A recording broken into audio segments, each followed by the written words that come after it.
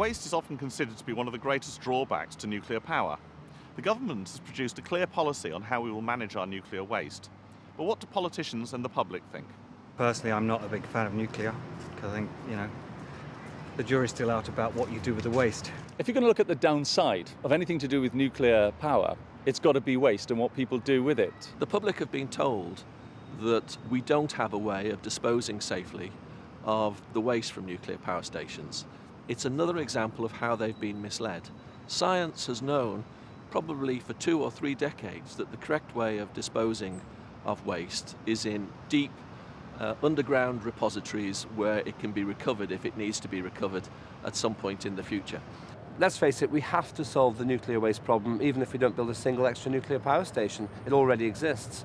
And whatever the solutions we have for the waste we've got are likely to work for the waste that we could in the future generate. What we have to do now is go ahead and build a proper repository for high-level waste.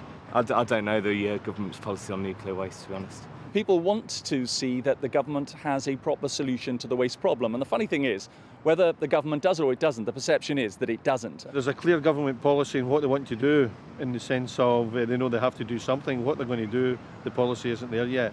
And that's a pity, because everybody else knows what we should do with it.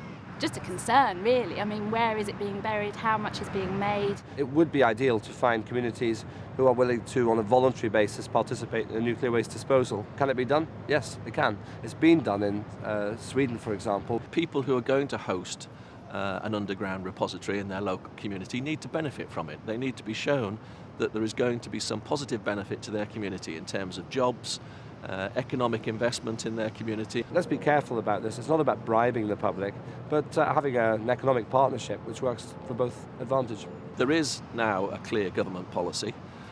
It's now a matter for those local communities to be identified that are willing to host the repository, and then for us to decide exactly where it's going to go.